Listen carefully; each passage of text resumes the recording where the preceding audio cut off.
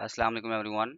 सो हम बात कर रहे थे केएसए और ईरान की राइवलरी पे। ठीक है, हमने लेक्चर वन ऑलरेडी कवर कर लिया था जिसमें हमने देखा था कि केएसए और ईरान की राइवलरी क्या है। मेनली एक पावर स्ट्रगल है। ठीक है, उसके बाद हमने एग्जांपल्स पढ़ी थी कि कहाँ कहाँ पर ये राइवलरी बहुत ज़्यादा विजिबल है। ठीक है, तो उसमें हमने सीरिया की एग्जांपल पढ़ी थी। ठीक है, यमन का पढ़ा था, बहरेन का पढ़ा था। तो हमने ये टॉपिक कवर किया था। This was the lecture one. Today basically it's the part two, और उसी टॉपिक का ये पार्ट टू है। ठीक है, अगर आपने लेक्चर वन नहीं देखा तो उसका लिंक आपको इस वीडियो के डिस्क्रिप्शन में मिल जाएगा। आप पहले वो वीडियो देखिएगा, फिर आप इस वीडियो पे आइएगा, आपको टॉपिक अच्छे से समझ आएगा। ठीक है, तो आज सेकंड पार्ट में हम बेसिकली बात करेंगे ईरान के बारे में। ठीक है, कि ईरान का इस रीजन में राइज एंड फॉल कैसे हुआ। ठीक है, ईरान कैसे ऊपर उठा और फिर कैसे उसका फॉल हुआ, हम इसको डिस्कस करेंगे। फिर उसकी कैसे रिसर्जेंस हुई। ठीक हो गया। तो इसको समझने के लिए यार थोड़ा सा हम जाएंगे पीछे बैकग्राउंड में और 1950s की बात करेंगे। ठीक हो गया। अब होता क्या है, अभी हम बात कर रहे हैं डिक्लाइन ऑफ ईरान की। ठीक है, डिक्लाइन ऑफ ईरान हम यहाँ से स्टार्ट कर रहे हैं 1950s से।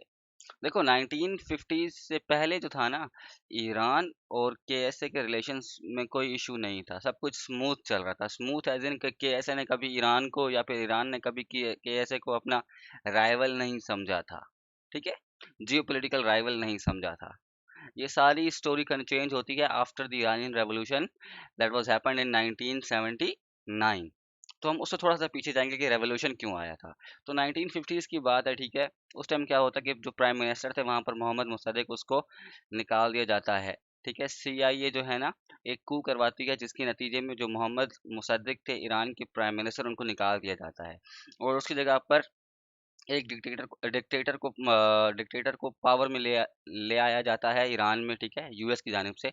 उनका नाम होता है मोहम्मद रजा पहलावी। ठीक है, तो यहाँ से सारा इशू स्टार्ट होता है because he this was the guy जो कि काफ़ी ज़्यादा अनपॉपुलर था मैसेज में, लेकिन यूएस ने ईरान पे मुसल्लत कर दिया था, तो इसलिए काफ़ी ज़्यादा आप कह सकते हो कि ना रिलेशंस ख़राब हो गए थे यूएस के और ईरानियन मैसेज के। ठीक है, उस टाइम पे गवर्नमेंट जो थी वो प्रो यूएस थी, लेकिन इरानियन मैसेज गवर्नमेंट के अगेंस्ट थे। वही वजह है कि ये जो थे डेमोक्रेटिकली इलेक्टेड नहीं थे, और साथ साथ जो इनके स्टेप्स लिए गए उससे लोग खुश नहीं थे। सही है, तो इस चीज नतीजे में होता यह है कि ईरानियन मैसेज जो थे वो फिर हुकूमत के अगेंस्ट उठ खड़े हुए। ठीक है, under the leadership of Ruhollah Khomeini साहब। ठीक है, अब इवेंचुअली क्या होता है कि रेवोल्यूशन आता है और जो रूहुल्लाह ख्मेनी है वो सुप्रीम लीडर ऑफ ईरान बन जाते हैं। मोहम्मद रजा पहलावी को वो डिपोज कर देते हैं, निकाल देते हैं, यानी कि उनको हुकूमत से हटा देते हैं। तो रूहुल्लाह ख्मेनी जो हैं वो सुप्रीम लीडर बन जाते हैं। ये बेसिकली एक एंटी यूएस एंटी यूएस नहीं रदर, लेकिन ये समझ लो कि ना, ये काफ़ी ज़्यादा क्रिटिक रहे थे यूएस के अपनी। जब रेवोल्यूशन के टाइम पे भी इन्होंने यूएस को बहुत क्रिटिसाइज किया था कि stop interfering and all of these things. ठीक है, तो इवेंचुअली एक रेवोल्यूशनरी डेमोक्रेसी स्टार्ट हो गई फिर ईरान में, जिसको लीड कर रहे थे आयतुल्लाह खुमीनी या फिर रूहुल्लाह खुमीनी साहब। ठीक हो गया। अब जब ये गवर्नमेंट में आए तो अब आपको मैंने बताया कि ही वाज क्रिटिक। ठीक है, वो यूएस के काफ़ी क्रिटिकल थे, तो इवेंचुअली व्हाट ही डिड, उस टाइम पे ये हुआ कि यूएस और ईरान के रिलेशंस काफ़ी ख़राब हो गए। और उसका एक मैं आपको एग्जांपल दे रहा हूँ इवेंट की, कि ऐसा एक इवेंट हुआ था उस टाइम पे कि कुछ ईरानियंस थे, वो यूएस एम्बेसी में घुस गए थे, और यूएस एम्बेसी में जो स्टाफ था यूएस का, उसको उन्होंने यरगमाल बना लिया। और तकरीबन 1.5 साल तकरीबन टाइम बनता है, 444 डेज तक वो हाउस अरेस्ट में रहे थे वो सारे स्टाफ। ठीक है, ईरानियन कह रहे थे कि यूएस एम्बेसी है यहाँ पर, सीआईए के एजेंट्स हैं वो रेकी कर रहे हैं, वो यहाँ पर हमारे मुल्क में ना इंटरफेयर कर रहे हैं, ऑल ऑफ दीज थिंग्स। लेकिन स्टिल मतलब ये इवेंट हुआ था, काफ़ी बड़ा एक इवेंट था कि 1.5 साल तक किसी भी स्टाफ को हाउस अरेस्ट में रखा गया। ठीक है, सो इस तरह से आपके पास ईरानियन रेवोल्यूशन आया और खुमीनी साहब जो थे वो पावर में आए, और इवेंचुअली आपके पास जो है वो आप कह सकते हो कि जो ईरान है उधर एक रेवोल्यूशनरी डेमोक्रेसी आ गई। ठीक है, जिसको लीड कर रहे थे आयतुल्लाह ख़ुमैनी।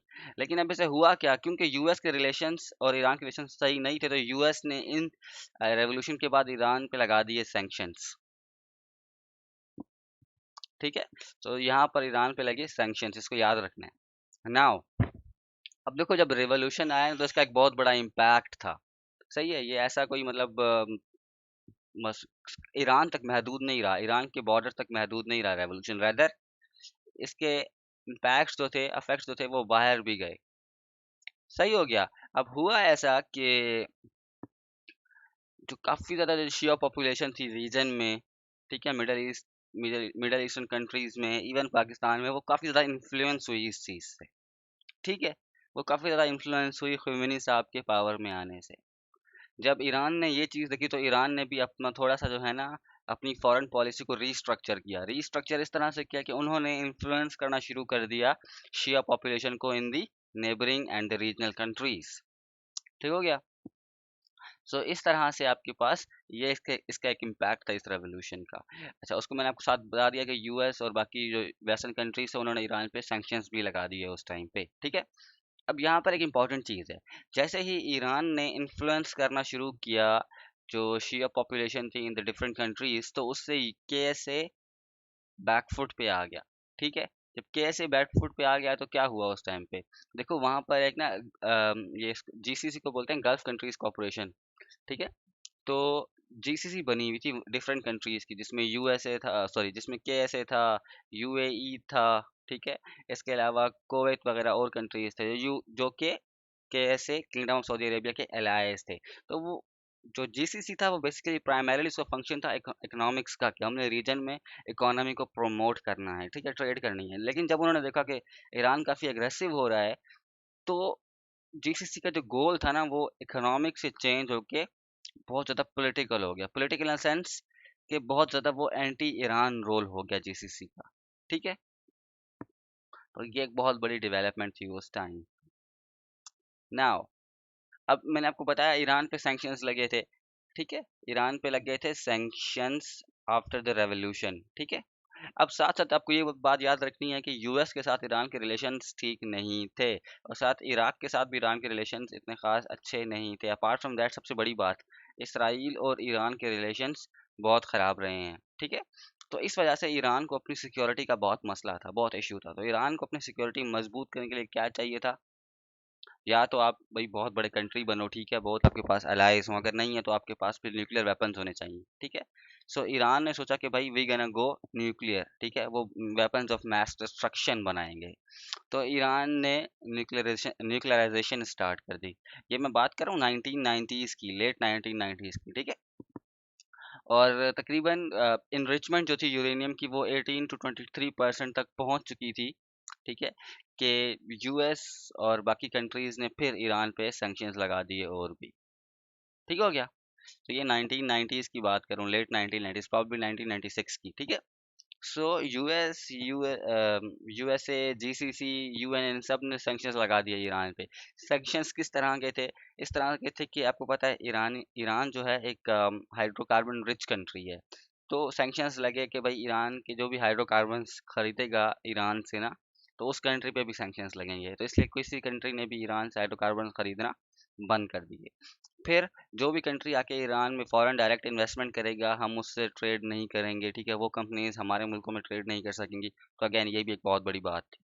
ठीक है। तो ये भी एक सैंक्शंस थी, लगाई गई थी ईरान पे। उसके अलावा ईरान पर ये भी सैंक्शंस थी कि ईरान किसी कंट्री से असलहा वगैरह नहीं खरीद सकता। सो बेसिकली ये सैंक्शंस लगे थे ईरान पे आफ्टर दिस न्यूक्लियराइजेशन प्रोग्राम। ठीक है।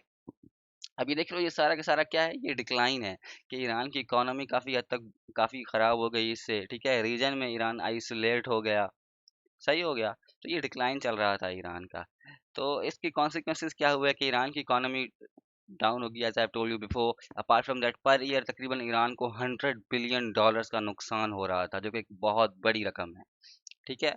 कैन नॉट सपोर्ट अलाइज, जो ईरान के अलाइज थे रीजन में, ईरान उनको सपोर्ट नहीं कर सका क्योंकि इकोनॉमी काफ़ी बुरी चल रही थी। ठीक है। रीजन में आइसोलेट हो गया था ईरान।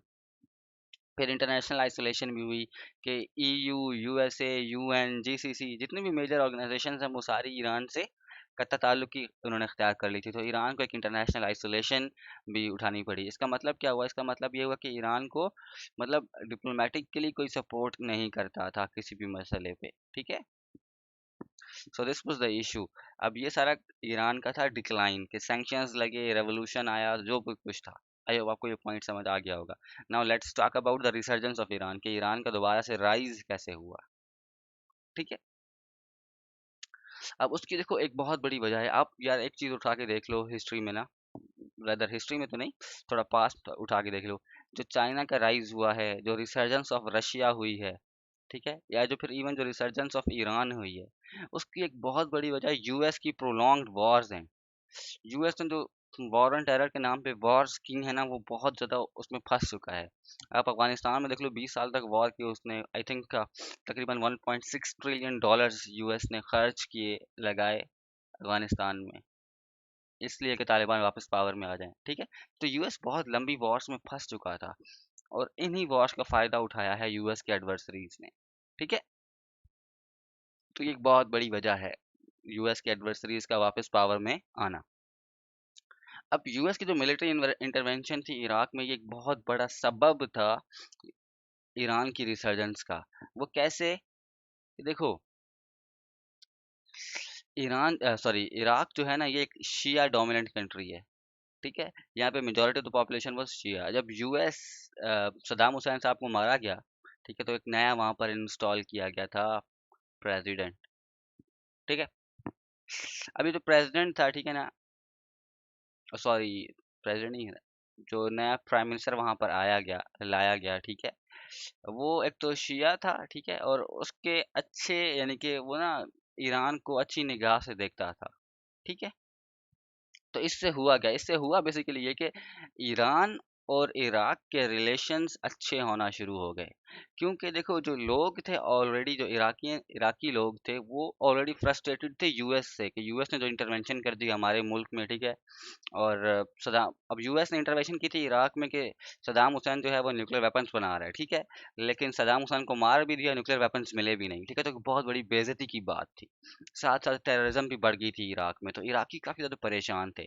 तो उस टाइम पे जब प्राइम मिनिस्टर आए इराक के, तो एक तो वो शिया थे, इस वजह से भी ईरान उनके नजदीक आ गया। दूसरा, जो पॉपुलेशन थी, लोकल मैसेज थे, उनको भी ईरान बेहतर लगा as compared to US. Because US की जो, आप कह लो कि जो हरकतें थी, वो सही नहीं थी, कि आपने एक गलत प्रिटेक्स्ट पे एक कंट्री पे इन्वेड कर दिया, फिर वो चीज़ प्रूव भी नहीं कर पाए। ठीक है, तो लोगों की हमदर्दियां और लोगों का दिल भी ईरान के साथ था, और ईरान ने इस चीज़ पे कैपिटलाइज किया।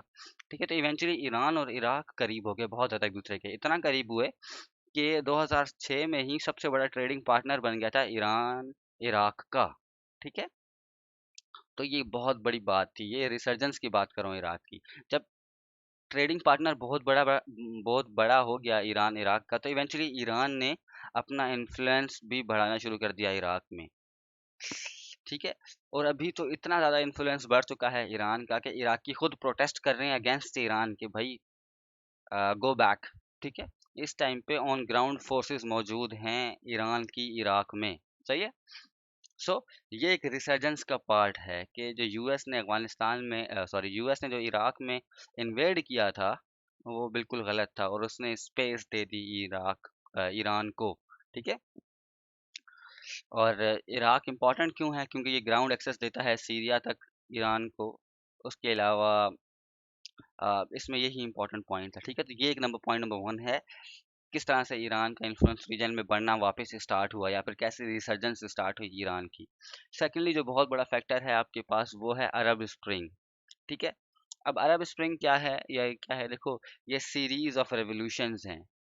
क्या है ये अरब स्प्रिंग, किसको बोलते हैं, सीरीज ऑफ रेवोल्यूशंस को। ये वो रेवोल्यूशंस हैं जिसमें लोग डिफरेंट कंट्रीज में अपने हुक्मरानों के खिलाफ खड़े हो गए। ठीक है, हुक्मरान के खिलाफ खड़े हुए, क्यों, क्योंकि उन कंट्रीज में डेमोक्रेसी नहीं थी। जो हुक्मरान थे, वो हुक्मरान नहीं थे, रादर देवर डिक्टेटर्स।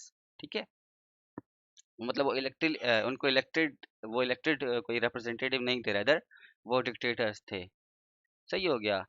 तो उनके खिलाफ लोग खड़े हो गए, क्यों, क्योंकि भाई जितनी भी बुरी चीज़ें आप कह लो, बैड एडमिनिस्ट्रेशन की, अनएम्प्लॉयमेंट थी, करप्शन थी, फ्रीडम ऑफ स्पीच नहीं था, पार्टिसिपेशन नहीं थी, और long dictatorships, all of these reasons were responsible for this Arab spring. ठीक है, अब ये अरब स्प्रिंग स्टार्ट होता है आपके पास तुनीसिया से। ठीक है, तुनीसिया में सबसे पहले लोग खड़े हुए अगेंस्ट डिक्टेटर। और उसके बाद क्या हुआ, ये बाकी फैलता गया आपके पास डिफरेंट कंट्रीज में, मिडल ईस्टर्न कंट्रीज में।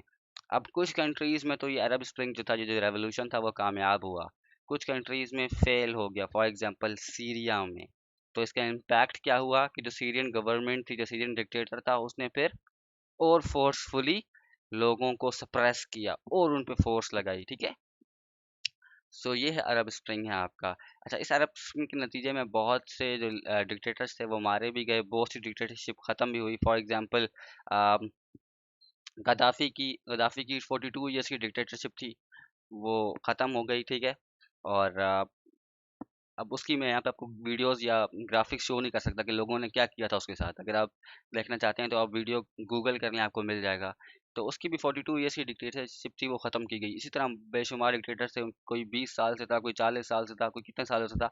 काफ़ी डिक्टेटर्स को हटा दिया गया और कुछ डिक्टेटर्स जो थे वो कामयाब हो गए रेवोल्यूशन को सप्रेस करने में, जैसे सीरिया है फॉर एग्जाम्पल, ठीक है।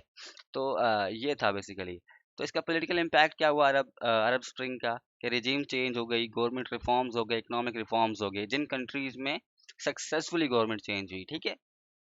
कुछ कंट्रीज में सक्सेसफुली गवर्नमेंट चेंज नहीं हुई, वहां पर एक सिविल वॉर हो गई। जब सिविल वॉर हुई तो वहां पर स्पेस मिल गई डिफरेंट ऑर्गेनाइजेशंस को। फॉर एग्जांपल टेररिस्ट ऑर्गेनाइजेशन जैसे आईसिस को स्पेस मिल गई सीरिया में, ठीक है। उसके अलावा कुछ ग्रुप्स इमर्ज हुए, जैसे हुती रेबल्स हैं, ठीक है। सो ये आपके पास इम्पैक्ट हैं। इसके अलावा जो सबसे बड़ा इम्पैक्ट हुआ वो सेक्टेरियन डिवाइड था। सेक्टेरियन डिवाइड और ज़्यादा वाइड हो गया मुस्लिम उम्मा में। क्यों? क्योंकि जब सिविल वॉर हुई, अरब स्प्रिंग फेल हुआ, तो वहाँ पे इंटरवीन कर दिया केएसए ने और ईरान ने, ठीक है। तो इससे आपके पास जो डिवाइड है उम्मा में और ज़्यादा बढ़ गया। नाउ, तो दूसरी रीज़न मैं आपको बताई, अरब स्प्रिंग थी। पहली ईरान वाली, दूसरी अरब स्प्रिंग थी। तीसरी जो सबसे इम्पोर्टेंट रीज़न थी ईरान के रिसर्जेंस की, दैट वाज P5+1 डील, ठीक है। P5+1 deal. अब ये डील क्या थी?